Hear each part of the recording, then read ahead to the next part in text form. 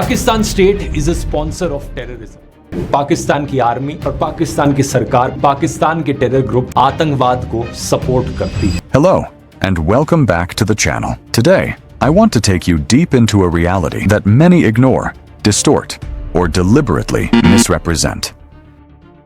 India had to retaliate because you see the history of how these terrorist attacks have happened and how involved Pakistan is in these things.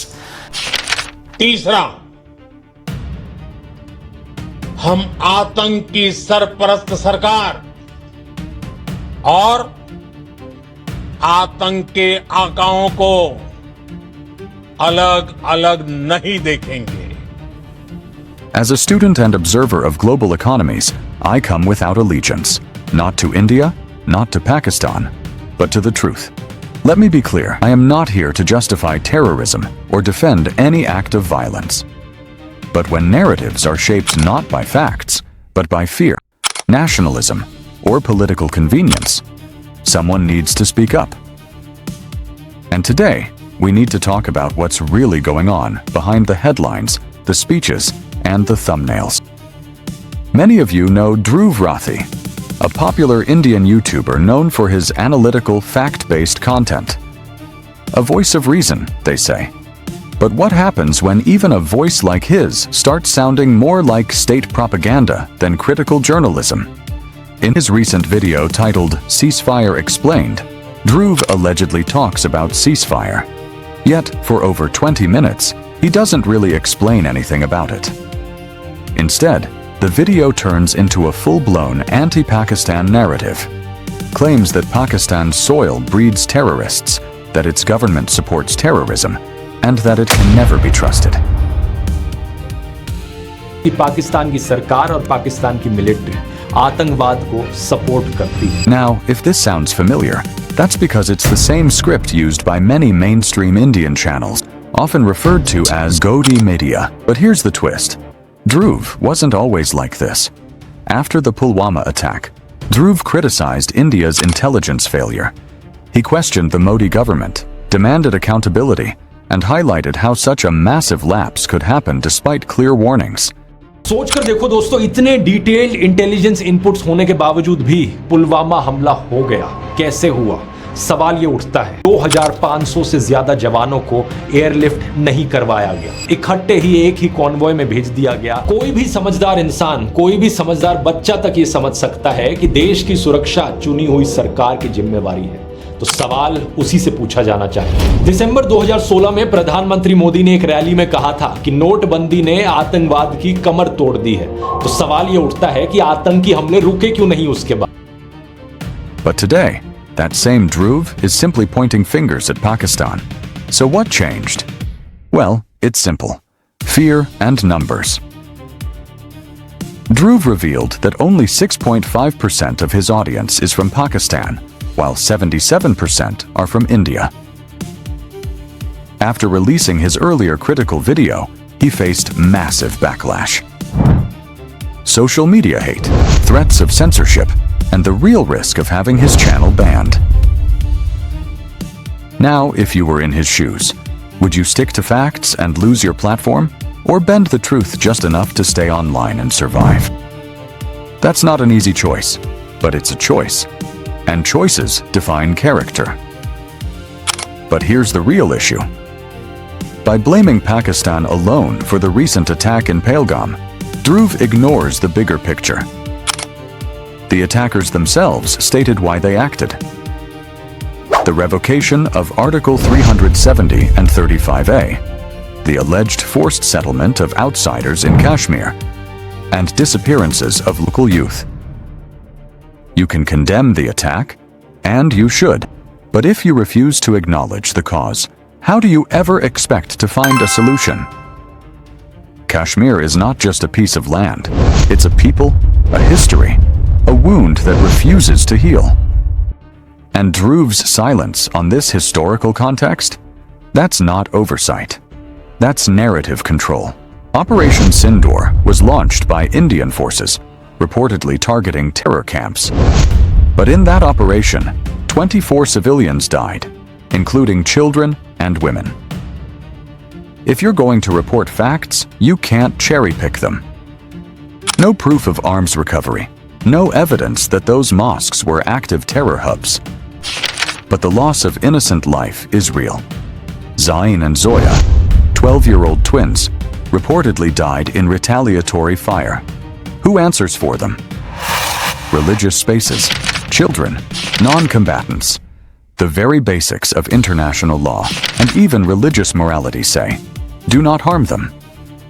But these tragedies are glossed over in Dhruv's version of events. Now, let me be fair, Pakistan isn't innocent either. It has supported certain groups in the past. Even its defense minister admitted this on international media. But they also said, we did it for America, for the West. And that was our mistake. You do admit, sir, that Pakistan has had a long history of backing and supporting and training and funding these terrorist organizations. Well, we have been doing this dirty work for the United States for about 3 decades, and West, including Britain. Pakistan has been a pawn in the superpower games for decades. First with the US against Russia, then against the Taliban. It's made painful, tragic mistakes. But to say it hasn't changed, to say it cannot be trusted, that's a claim that needs more than propaganda to be believed. Because if Pakistan is a terrorist state, then how do you explain the thousands of Pakistanis killed by those same terrorists? Remember Peshawar School? 132 children murdered. Who was that terrorism against? This isn't about choosing sides. It's about asking better questions, about recognizing that there are deeper causes to every conflict, about seeing people beyond borders as fellow humans. Let's go even deeper, because it's not just about what Dhruv Rathee said. It's also about what he didn't say. He spoke at length about Pakistan's alleged involvement in terrorism, but not once did he explain India's own role in destabilizing regions. Not once did he talk about how Indian intelligence agencies have reportedly funded or supported separatist movements. From the Tamil Tigers in Sri Lanka to the Balak Liberation Army in Pakistan. Even Indian spy Kulbhushan Jadhav, who was caught inside Balochistan, admitted in a televised confession that he was sent to incite rebellion and sabotage Pakistan from within. Yet somehow, this doesn't find space in Dhruv's 20-minute, researched video. And why? Because the truth doesn't always serve the narrative. Now let's talk about the FATF, the Financial Action Task Force. Dhruv mocked Pakistan's removal from the grey list, implying they fooled the entire international community. ये अपने पाकिस्तान के सुधरने के लिए एक action plan बनाया जिसमें 34 items थे टेररिस्ट फाइनेंसिंग और मनी लॉन्ड्रिंग से जुड़े हुए। पाकिस्तान ने इन चीजों पर एक्शन लेने की प्रॉमिस करी और अक्टूबर 2022 में पाकिस्तान को इस ग्रे लिस्ट से हटा दिया जाता है। अजीब बात तो यह है कि किस तरीके से पाकिस्तानी सियासत FATF को बेवकूफ बनाने में कामयाब रही है। But think for a second. Does it really make sense that over 40 countries, including France and the US, all got fooled, while only India knows the truth? The fact is, FATF removed Pakistan from the grey list because it met all 34 required actions. And if Pakistan had expanded any so-called terror bases afterward, as Dhruv suggests, then where is FATF now? Where is the international outrage? Jaish-e-Mohammed का जो सबसे widely acknowledged base है बहावलपुर में, वो 2011-12 के comparison में उसका size अब तक डबल हो गया है। Maybe the reality is not that Pakistan fooled FATF, but that Dhruv chose to ignore what didn't fit his narrative. Let's be honest, Dhruv Rathee is a smart man. He knows what he's doing. He's read the stats. He's aware that his majority audience is Indian. And being critical of the government, especially on sensitive topics like Kashmir or terrorism, comes with real risks. He's not just speaking truth to power anymore. He's speaking what's safe, what's popular. What keeps the channel alive? That's not journalism. That's not activism. That's just business. And here's what hurts the most. Dhruv was supposed to be different. He came up criticizing Modi. He stood against Godi Media. He spoke out when others were silent. But now, when it mattered the most, when nuance was needed, when balance was required, he chose to become just another voice in the echo chamber. He ridicules Pakistan as a failed state. Pakistan एक जहन्नुम बन चुका है। 2024 की global peace index report देखो। इस list में 163 countries हैं। पाकिस्तान की रैंक 140 पर आती है। But fails to mention India's rank in the Global Hunger Index, lower than Pakistan. He mentions Pakistani civilians dying for flour, but forgets about the thousands of Indian farmers who died protesting laws made by the same government he now subtly defends. He forgets that violence and desperation don't wear a single flag. They exist in Kashmir, in Karachi, in Khyber Pakhtunkhwa, in Kanpur. As an observer watching all this, I can only say one thing. The tragedy of South Asia is not just the suffering. It's the silence around that suffering, the double standards, the selective outrage, and the convenient patriotism that turns human lives into headlines and thumbnails. Terrorism should be condemned, always.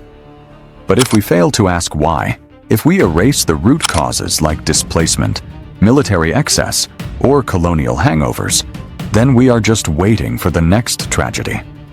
And when powerful influencers like Dhruv Rathee distort half the picture, they don't just mislead, they delay peace. So, Mr. Dhruv, if you're watching this is not hate.